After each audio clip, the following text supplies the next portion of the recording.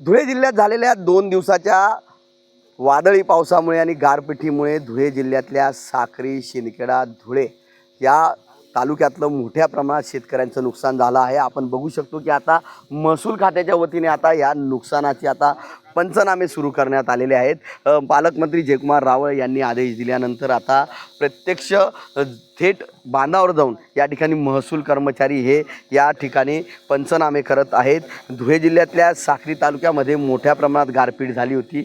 या ठिकाणी कांदा असेल, गहू असेल, हरभरा असेल, बाजरी असेल याचं नुकसान झालं। तर शिंदखेड्यामध्ये देखील बाजरी, ज्वारी, कांदा त्याचबरोबर इतर फळबागांचं नुकसान झालेलं आहे। धुळे तालुक्यात देखील मोठ्या प्रमाणात फळबागांचं नुकसान झालेलं आहे आणि आता त्या अनुषाने आता जे काही प्रशासन आहे हे ॲक्टिव्ह मोडवर आलं असून आता प्रत्यक्ष शेतांवर जाऊन आता या ठिकाणी आता पंचनामे सुरू करण्यात आलेले आहे। पंचनामे करून या ठिकाणी आता हा अहवाल राज्य शासनाकडे पाठवले जाणार आहे आणि त्यानंतर मग शेतकऱ्यांना याची मदत भेटू शकते। मात्र हे पंचनामे लवकरात लवकर पूर्ण व्हावेत अशी अपेक्षा या भागातल्या शेतकऱ्यांनी व्यक्त केलेली आहे। हजारो हेक्टरवर या ठिकाणी शेतकऱ्यांच्या विविध पिकांचं नुकसान झालं आणि त्यामुळे लवकरात लवकर पंचनामे पूर्ण केल्यानंतर उद्यापर्यंत आता हा आकडा आता समोर येणार आहे। नेमकं किती क्षेत्राचं नुकसान झालं आणि किती गाव आणि किती शेतकरी बाधित झाले हे आकडे देखील आता पुढे येणार आहे। त्यामुळे आता महसूल खात्याच्या वतीने सध्या तरी पंचनामे सुरू करण्यात आलेले आहेत।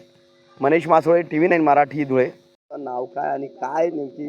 माझं नाव निलेश हिम्मत सोनवणे, मी आर्णे गावाचा सरपंच आहे। जे तालुक्यात का नुकसान झालं रात्री एकदम भयानक झालं। शेतकरी त्याच्यामुळे खूप चिंतेत आहे। गहू, मक्का आणि बाजरीचं आणि जे ज्वारीचं नुकसान झालं, फळबागांचं खूप झालं आहे आणि त्याचं काहीतरी शासनाने दखल घेतली आणि पंचनामे चालू झाले। पण नुसते पंचनामे करून काही फायदा नाही, त्याचं शेतकऱ्यांना काहीतरी लगेच लाभ मिळाला पाहिजे। वरती शासनाने लगेच दखल घ्यायला पाहिजे की शेतकरी खूप चिंतेत आहेत। आता ती जो तोंडी घास आला होता तो तोंडी घास हिरवून घेतला आहे शेतकऱ्यांचा, ही शासनाने दखल घ्यावी आणि म्हणजे पंचनामे केले होते त्याचे निश्चित पंचनामेच करून घेतले। शेतकऱ्यांना काही लाभ दिलाच गेला नाही, तर यावेळेस शासनाने लवकर दखल घ्यावी आणि शेतकऱ्यांना जास्त लाभ देण्यात यावा ही शासनाला नम्र विनंती।